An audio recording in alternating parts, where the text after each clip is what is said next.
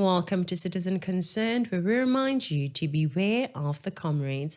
I'm Katlego and would appreciate it if you subscribed to our YouTube channel, liked and shared this video with other citizens. Our culture and our traditions. We should embrace our African culture more than Western culture. You have heard this before, right? My question is this the culture being spoken of? The initiation period is always a concern for parents and the nation at large, as this rite of passage has over the years became synonymous with deaths of young boys. The winter initiation season was no different in the Eastern Cape, as 14 deaths were reported during this period. Stakeholders involved say it is disheartening to report deaths every season. The OR Tambo region accounts for 7 of the initiate deaths this season, with more than 70 initiates that were rescued from illegal initiation schools, also from this region. Is this the culture being spoken of? Is this the culture you want us to embrace more? A culture that has led to the death of 14 young men who were simply supposed to get circumcisions. Instead of getting clean, civilized circumcisions, 3 got their genitals cut off. Yes, they have embraced African culture and tradition, but at what cost? At the cost of their genitals? Imagine. Think about the God-given pleasure they will sadly miss out on. Think about the chances of families they might never experience. I guess through technology and science, they might still be able to have their own family. A lot of new things are now possible through Western medicine, the same Western medicine that has made safe circumcisions available too. The Eastern Cape House of Traditional Leaders, including the Khoisan, says it's all systems go for the winter initiation season in the province. Chief Gwebinqele Gwadiso outlined the plan to curb deaths of initiates in the province. About 30 initiates died at initiation school last season. The chief says they are hoping there will be no repeat of last season, when there were reports of shooting and wildfires that claimed the lives of initiates. He says some of the initiates are no longer dying from botched circumcision and abuse allegedly imposed on them by traditional surgeons, but by not drinking water before going for circumcision. Safumanisa into kokubana tyhini ayisiyo nje into bakuthiwa abanikwa amanzi phaya emabhomeni. Beza sebewayekayo ukuwasela amanzi. As a result, ubuzawuqaphela ikufa okuninzi kwabakhwetha kupha kweza veki zokuqala belukile. Ikuxelele ke into yobana amanzi ungene sele ewayekile mhlambi basafumanisa into yobana uba ngabe uzawuya kuzawuphela 2 weeks engasawasela amanzi omnye. Xa efika pha ufika umzimba sowuphelelwe ngamanzi. So zezinye ke zezinto esilwa nazo. Yiyo lento ke kuthe kwafumaniseka ukuba makusoloko kuthiwa bhazalala kufundiswa ngokubaluleka kwamanzi emzimbeni nokubaluleka kwamanzi ekuphiliseni inxeba neliphi na elisemzimbeni womntu. This time, the health practitioners are on the alert to ensure that the boys are hydrated before going to the mountain. Now they are blaming the deaths of the initiates on them not drinking water.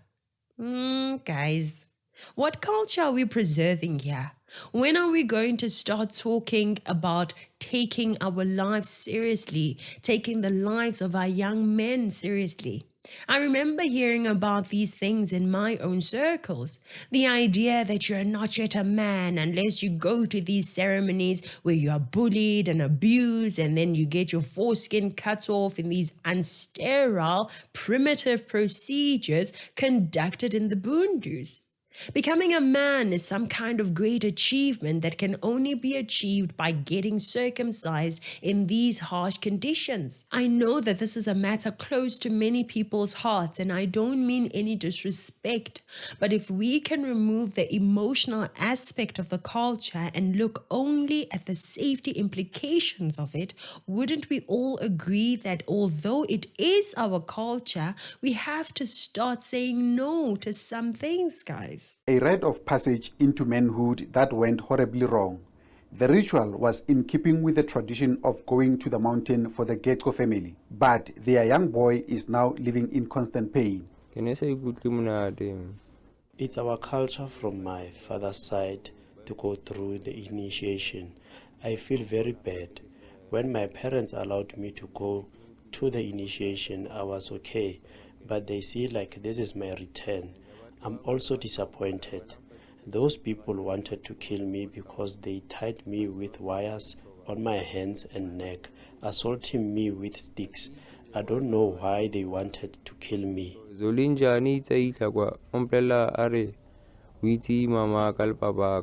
Gecko says his parents allow him to go to the initiation school. I don't feel better, I'm not okay. Even when other learners at school laugh, I feel like they are laughing at me. I feel ashamed of myself because I'm not used to this kind of life, and the pipe is hurting me throughout during the day and night. I can't sleep. My tummy, my kidneys are always painful. Even when I try to relax on the side, I'm always in pain. Gecko's distraught mother is now appealing for help. Now I can say my child is disabled because he no longer attends school like before. He can no longer perform the duties he used to do at home. He cannot hang out with friends for long as he comes back home because of the pains. It's like he's ashamed of himself. I'm very disappointed about what happened to my child because he's badly hurt. He's also injured on the head, which causes him constant headaches. And what education are our men even getting there? What are they being taught in those places? Are they being told to make sure that they love, protect, respect, and provide for their wives? Are they being taught to cherish their children and make sure that they avoid a habit of having children with multiple women? Are they being taught to make sure that they avoid abusing their women physically, verbally, mentally, or emotionally? We don't know. Everything is done secretly. They are not allowed to share what they are learning there. Imagine. Some reports have estimated that between 2006 and 2022, more than 900 initiates have died in the Eastern Cape province alone, following what we call our culture. So while it is clear that this culture is posing a danger to our boys, the future men of our nation, we're just going to continue blindly. We are acting as if we are primitive beings in an era where we should know better. And this is not unique to South Africa. There are several countries that had primitive and even dangerous cultural practices, but due to the negative impacts of these cultures, they were modified or completely abandoned. Look at the European tribes from hundreds of years ago. The Celtic, Nordic, and Germanic tribes conducted human sacrifices. They killed people in order to receive rain from their gods. Imagine that. They used to kill human beings to call the rain. But today they build dams. Today they build Mercedes-Benz and Rolexes. They have accepted that their cultures were being savage and barbaric, and remaining loyal and true to their culture was not honorable but primitive. They realize that rain does not come from killing other human beings. They have abandoned their ancient culture and accepted reason. I am suggesting that we as South Africans realize that manhood does not come from being circumcised in the bundu, risking lives of our young men. And I'm asking that can we abandon this ancient culture and accept reason for the sake of South African young men's lives? Nepal had the cultural practice of chowpadi, rooted in certain Hindu beliefs where menstruating women were banished to a shed or isolated area. After years of practicing this culture, they realized that it posed a danger to women's health. This cultural practice was officially banned in 2005, and efforts are still ongoing to eradicate it from rural communities that are still holding on to it because it is their culture. The Japanese had the harakiri culture, a form of ritual suicide by disembowelment, traditionally practiced by samurai to restore honor and avoid capture. This practice declined with modernization of Japan in the late 19th century, and today it is no longer a recognized cultural practice.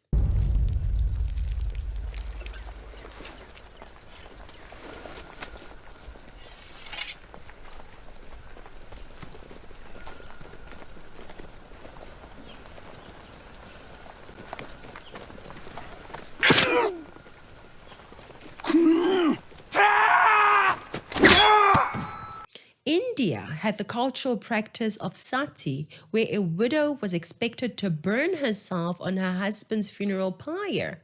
This practice was rooted in ancient customs but was deemed dangerous and inhumane by many reformers and the British colonial government. It was outlawed in the 19th century and has been actively discouraged since then. All of these were cultural practices in the respective countries, and they were not abandoned because of the West or because the West wanted to take over the cultures in these countries, but rather because their cultures proved dangerous to the people practicing them. The same can be said regarding the initiation culture. Yes, it is a culture followed by some people in South Africa, but abandoning it is not allowing Western culture to take over. It is prioritizing the health and the lives of our young men. All humankind started off behaving like savages and in time became more and more civilized. All civilized people need to know which cultures to keep and which cultures to abandon.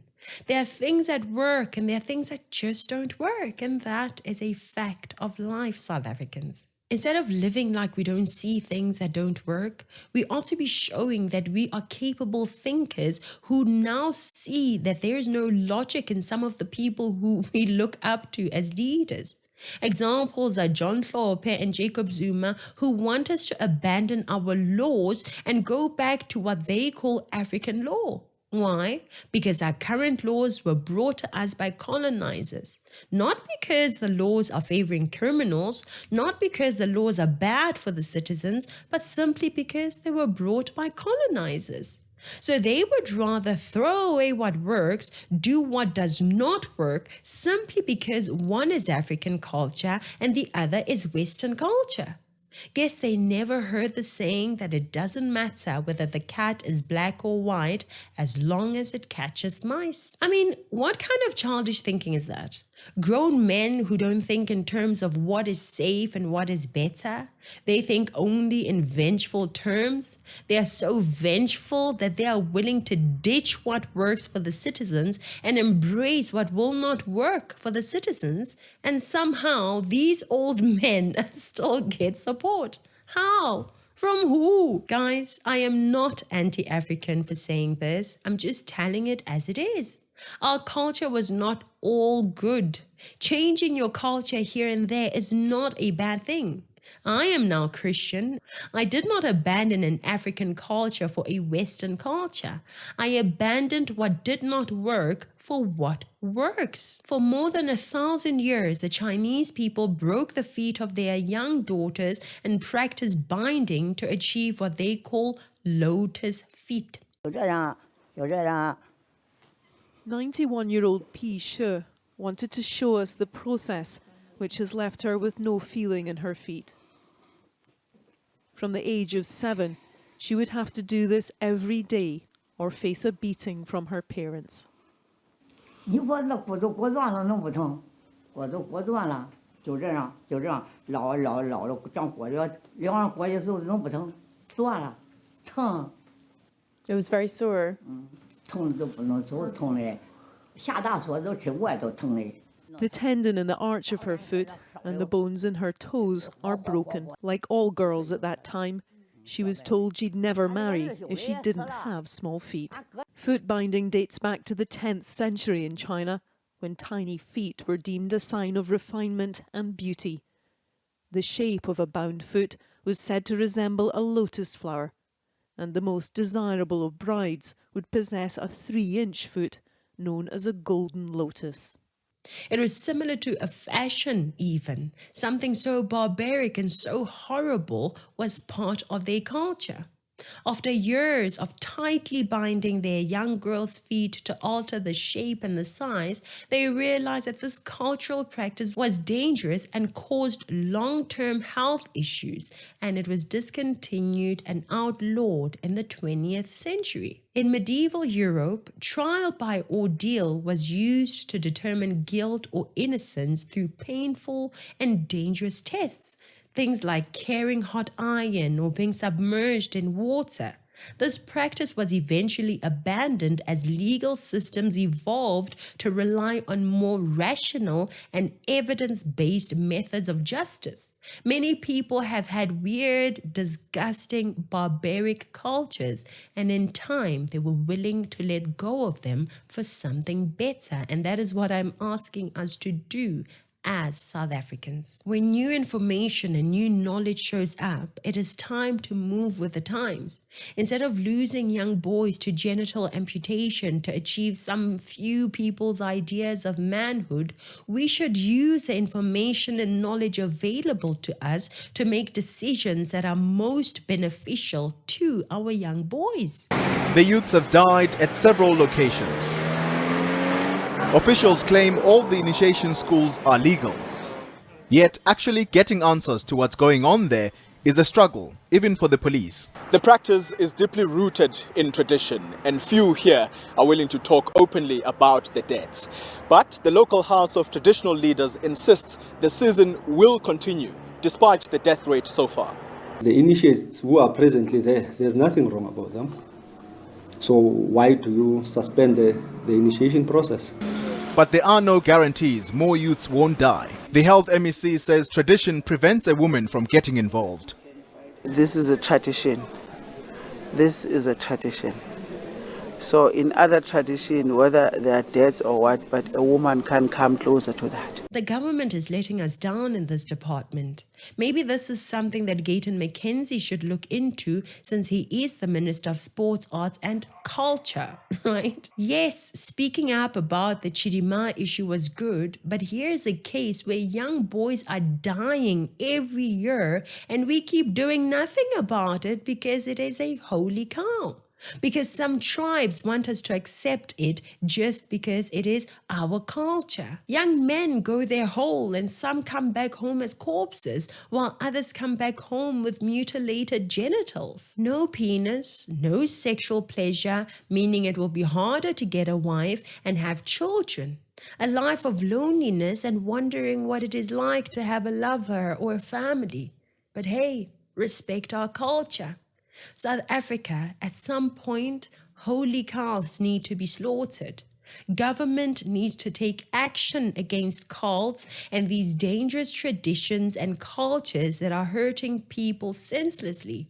Not everything is good for us, even parts of our own culture. Thank you so much for watching. Please like and subscribe. I mean it. Do subscribe. You may be less offended by the next video. Please share this video and don't be afraid to comment sharing your views even if this video is hurting your feelings. Let us know what you think. Let's communicate. Let's share each other's thoughts regarding this matter. Again, thank you so much for watching. I'm Katlego. This is Citizen Concerned. And until next time, beware of the comrades.